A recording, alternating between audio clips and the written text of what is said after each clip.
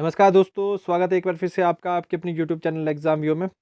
तो दोस्तों हम डिस्कस कर रहे थे आपका जो milk procurement assistant post code 810 का जो एग्ज़ाम कंडक्ट हुआ था आपका 9 जनवरी 2021 को। तो उस एग्ज़ाम का जो आपका हिमाचल जीके का पोर्शन था दोस्तों, वो हमने डिस्कस कर लिया था। और अगर आपने वो वीडियो नहीं देखी है तो मैंने लिंक डिस्क्रिप्शन में दे दिया है, वहाँ से जाके आप उसको चेक कर सकते हैं। तो आज की वीडियो में हम डिस्कस करने वाले हैं दोस्तों इसका जो जीके का पोर्शन है। तो पहला क्वेश्चन है आपका, Ashoka belong to which dynasty. तो आपके जो अशोक थे वो किस वंश से संबंधित थे। तो दोस्तों इसका सही आंसर आपको हो जाएगा ए, मौर्य वंश।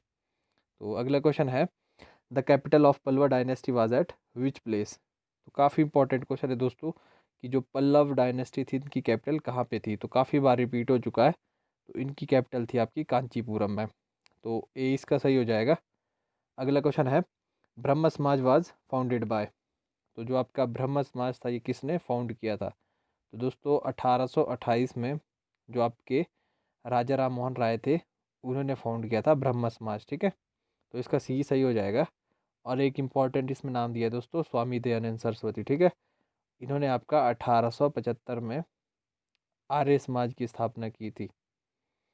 तो अगला क्वेश्चन देखते हैं, हु रोड द सॉन्ग सारे जहाँ से अच्छा हिंदुस्तान हमारा।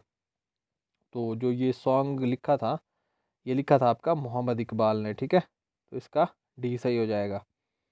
तो अगला क्वेश्चन है, तो दोस्तों थोड़ा सा ब्लर आया है तो मैं आपको क्वेश्चन पढ़ के बता दूंगा। तो आपको क्वालिटी से कोई मतलब नहीं होना चाहिए, आपको दोस्तों क्वेश्चन से मतलब होना चाहिए।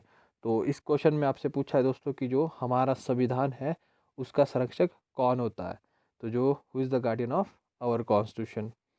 तो हमारे संविधान का संरक्षक होता है दोस्तों सुप्रीम कोर्ट। ठीक है, तो इसका सी सही हो जाएगा।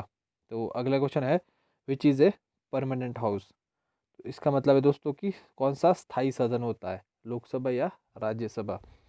तो दोस्तों जो आपका राज्यसभा होता है इसको बोलते हैं स्थायी सदन। इसका क्या होता है, विघटन कभी नहीं होता, जो डिसॉल्वेशन बोलते हैं जिसको।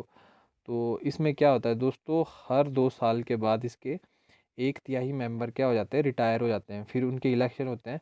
तो इस तरह से प्रोसीजर चलता रहता है और ये कभी विघटित नहीं होता है।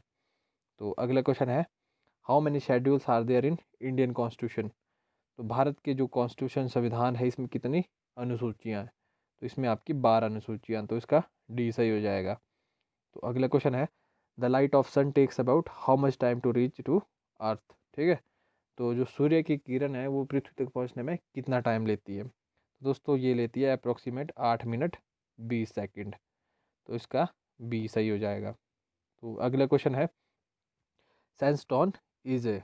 तो आपका जो बालू पत्थर है वो क्या है। तो बालू पत्थर दोस्तों ये आपका एक सेडिमेंट्री रॉक। ठीक है, और ये मेटामॉर्फिक जब हो जाता है दोस्तों तो इसको बोलते हैं फिर आप क्वार्टेजाइट। ठीक है, क्वार्टेजाइट। तो याद रखना दोस्तों, काफ़ी इंपॉर्टेंट है।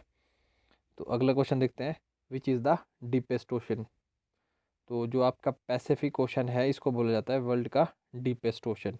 तो दोस्तों इसमें एक है मेरियाना ट्रंच। ठीक है, जो वर्ल्ड का सबसे डीपेस्ट पॉइंट है। तो अगला क्वेश्चन देखते हैं।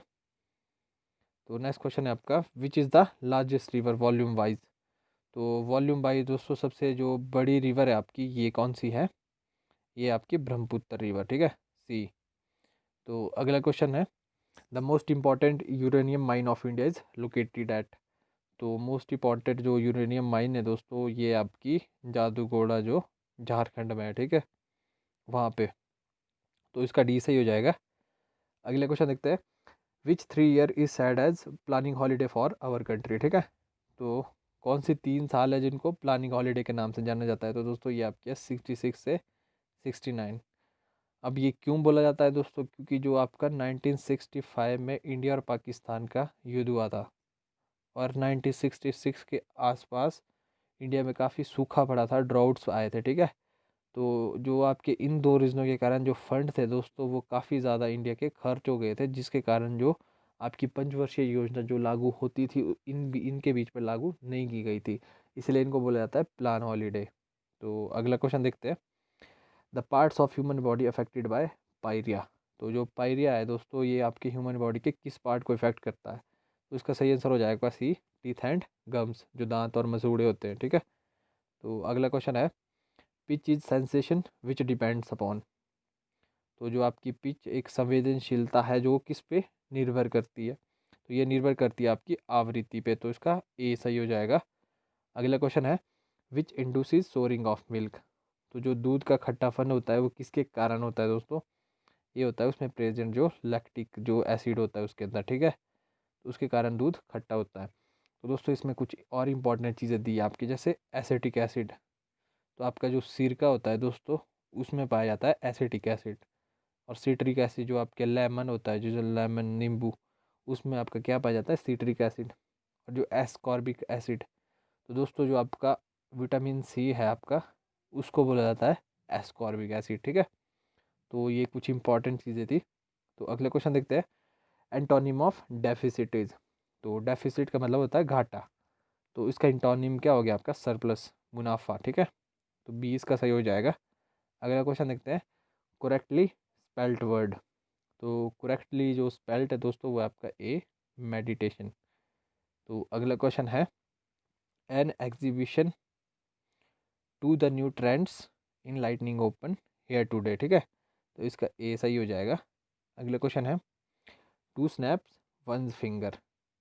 तो टू स्नैप्स वंस फिंगर दोस्तों इस मुहावरे का अर्थ होता है दोस्तों टू बी एंग्री, गुस्सा होना, या टू बिकम कंटेप्टियस, जिसको बोलते हैं दोस्तों कि मतलब कि काफ़ी किसी के प्रति गुस्सा होना। तो इसके जो दोस्तों चारों आपके ऑप्शन है ये गलत ही है।